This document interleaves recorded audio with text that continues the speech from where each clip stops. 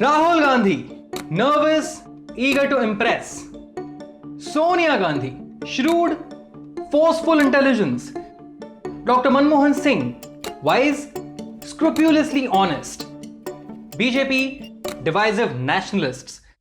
These words used by former US President Barack Obama for Congress leaders and former Prime Minister Manmohan Singh in his new book, A Promised Land, has kicked off a debate in India.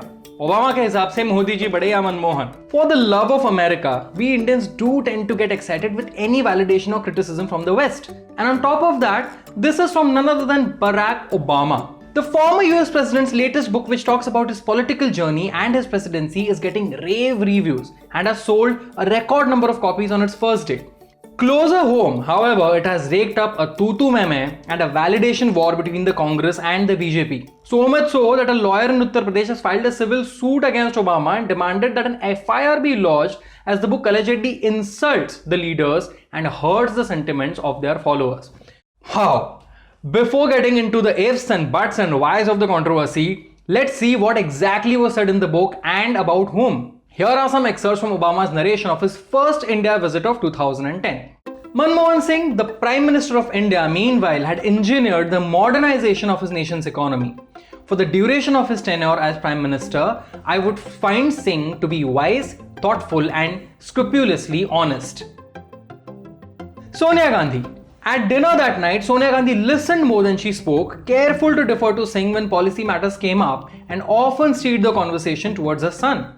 It became clear to me, though, that her power was attributable to a shrewd and forceful intelligence. Rahul Gandhi.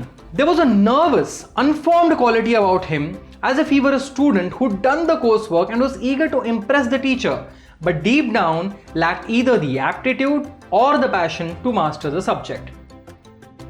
BJP. As we drove off, I wondered what would happen when he, that is, Dr. Manmohan Singh, left office.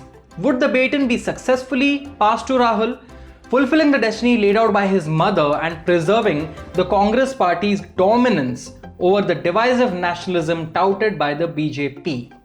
Now, Obama को जो लिखना था वो उन्होंने लिख दिया. अब इस चीज पर हम कर रहे हैं पॉलिटिक्स. करारा जवाब मिलेगा. Everybody has chosen a side and is selectively picking up statements to push their own agenda. And in such instances, what usually follows is selective acceptances, selective rejections, and I told you so.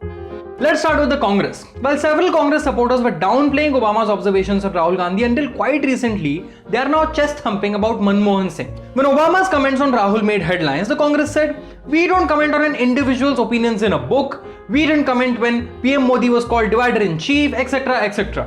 Congress leader Tariq Anwar said that Rahul has evolved with time. Some other Congress leaders went on to unfollow Obama on Twitter and so on. But this week, the Congress said, "Oh look, Obama praised Manmohan Singh so much." As far as the BJP is concerned, several scoffed last week on comments about Rahul, saying, "I told you so." Meenakshi Lekhi said, "Obama कितने polite हैं, ये तो उन्होंने राहुल गांधी के बारे में कितना कम बोला है." But all these party leaders are silent on the book accusing the BJP of practicing divisive nationalism. If you are surprised by the selective reactions of BJP and the Congress, I hate to break it to you, that's how politics works. And while all these "tu apna dekh pehle" debates were happening, Shashi Tharoor pointed out that PM Modi's name does not even appear in the 902 pages of the book. So the next big question is, why no mention of PM Modi? Mudde ki baat.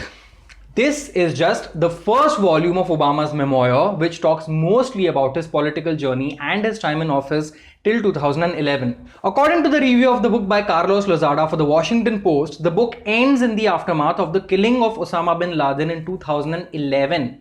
PM Modi became PM Modi only in 2014. The period from 2011 till now is expected to be covered in the second volume of the book, where PM Modi is likely to find a mention. Now, why do we say this so confidently? Because of the public display of bonhomie by the two leaders whenever they have met before. Remember, in January 2015, Barack Obama visited India for the second time as the chief guest at the annual Republic Day parade just months after PM Modi became the Prime Minister. 4 months later, in April 2015, PM Modi's description when he featured on the Times 100 most influential list was written by Obama himself, and he was all praises for PM Modi. The two leaders again met in 2016 when PM Modi visited US and in 2017 in India after Obama's presidency ended. So it is highly unlikely that PM Modi won't find a mention in the second volume of the book, whose release date is yet to be announced. But what is the fuss really about? Can Obama's book dent the image of Modi or Manmohan or Sonia or Rahul in any way back in India? Very unlikely. But because Obama's opinions command global respect, so even if the political or practical repercussions of his opinions of Indian leaders or Indian politics might not be as much back home, they will definitely be heard by all of his followers, leaders, and the global media, and will be taken note of. So all the while we in India waste our time taking offense selectively, we should worry about India's image on a global stage.